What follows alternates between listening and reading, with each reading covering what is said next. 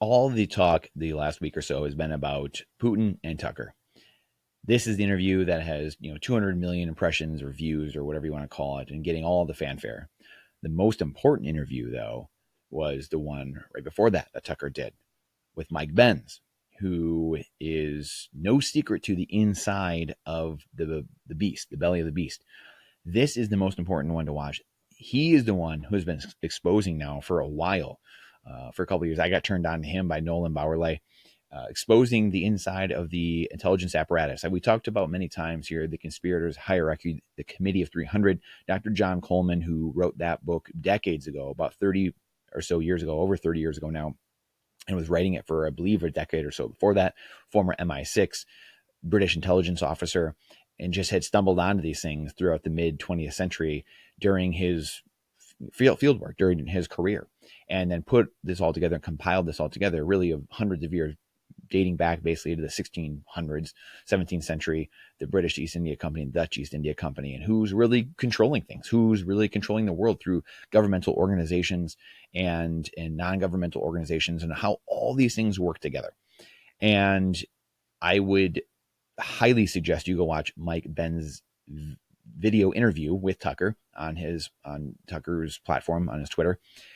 He is the new Dr. John Coleman. He is the one from the inside, the new generation of people who have seen this now and have been studying this and putting this all together. But he's, most importantly, one of the most well-spoken people when it comes to deciphering these things down clearly.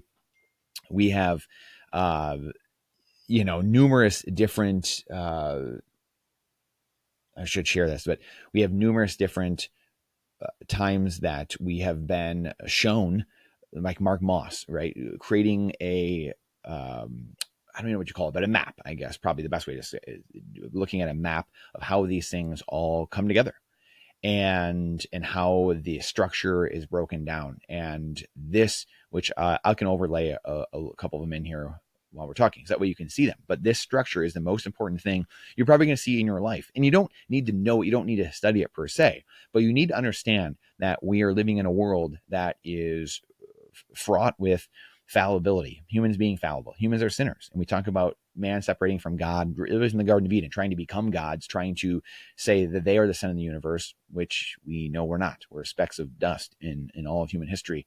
And then quickly after that, once we try to become gods, we break the money. We break the communication network between human beings. We communicate through our money and our actions and our choices and our deeds through that. And that feedback loop has been broken. And the money's been turned into fiat currencies that are manipulated by a few people in a basement, counterfeiting it out of nowhere, and they get to steal and tax your wealth. Robert Kiyosaki, I just had Robert Breedlove on, an amazing conversation. You couple that with the Bitcoin layer, had on Nick Bhatia, had on Jeff Booth, and then you look at the diagrams that Mark Moss has built, and then you have the Tucker come on, and Dr. John Coleman, the Committee of 300, and the conspirators hierarchy from well before all this. But then you now kind of sum this up and put the cherry on top with Mike Benz on Tucker. Once you basically get through those books and these interviews, you really start to get an idea of what actually has happened in society and where society is. We are not put on this earth, in my opinion, by God, by a higher power, to sit here and work at the behest of other men, other individuals. That's not how life works. We are made in God's image, and we're made and we're put here in the Garden of Eden to have a life similar to God's in a way, be immortal. And we chose to be God, and we chose to sin and separate ourselves from God. And the punishment is the mortal life we're living now. But the beauty is we get to go to heaven someday if we so choose. And that's our choice. We can choose what we want to choose and how we live our lives. But that structure, to me, this process that I just laid out, I think are some of the most important things you can wrap your mind around and start to understand what is this process and how it plays out and how to protect yourself. And the important things we always talk about, which are building community. The number one thing, your ranchers, your farmers, your sheriffs, the people around you, and then getting some Bitcoin, gold, silver, food, energy, water, ammo, security, firearms. Getting all these things. This is not financial advice. It is freedom advice. It is thinking outside the box advice. It is being prepared for all things. I got flack yesterday for the life insurance video that we put out, or today, I can't remember when it was, but getting flack for that. It was yesterday, but getting flack for this video about thinking outside the box and understanding that your life insurance how can you guarantee it's going to be there in 30 years from now? How can you guarantee your brokerage, your 401k, your pension is going to be there? You can't. And we just ran an article about a 72-year-old lady who got her life insurance denied. And again, I know there are issues and there are people like, well, there's stipulations I'm sure she didn't meet. That's the point. Anyone can be a stipulation. In the future, can you see, oh, you're conservative. Oh, you're a Marxist. It doesn't matter. Bitcoin is for my enemies and it's for my friends. People should not be rooted out of the system just because of the way they believe something or, beliefs they have. That is a very problem. The essence of what we're dealing with, a world, as Mike Benz said, where the governments of the world and really the military industrial complex has realized that the enemy is not, Russia per se. It's like a foreign army, foreign lands. It's inside people's heads. It's the revolution. It's the Brexits. It's the Donald Trumps. It's the populist movements, these right-wing movements, or whatever you want to call them, where people start realizing, oh no, we have the power. I have the power. And the military industrial complex, the NATOs of the world, all these organizations, the Central Intelligence Agency, these agencies have realized, oh my goodness, this freedom that people had through the internet and the things we are creating to topple other governments.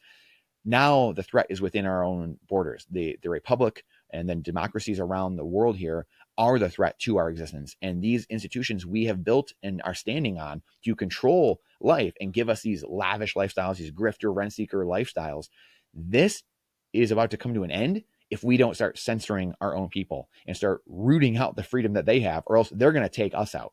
They are going to live a decentralized life, hence the decentralized money, a separation of media from state, separation of money from state, separation of church from state. They're realizing their grip on everything is starting to come unglued, and they are at their last vestiges, and they are not happy about it. That is why we're seeing the pushback. That's why we're seeing things get ratcheted up further and exponentially crazier and crazier.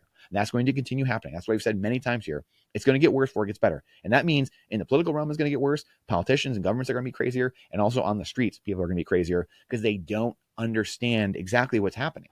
Really on both ends. They don't really see the evil in which they're perpetrating in society. A lot of the people in the political class, I don't think.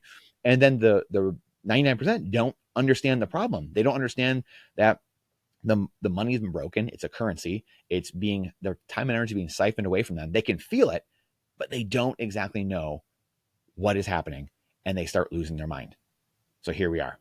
So watch this interview, watch these handful of interviews. I'll try to link them all here. They're unbelievable in a couple of these books, and you're going to get a massive view of the world and where we're at today. Please share this out. The algorithm hates truth. Question everything with boldness, even the existence of God himself. Trust but verify what I'm saying. Please do your homework. And this is not financial advice. It is freedom advice. We'll see you on the next one.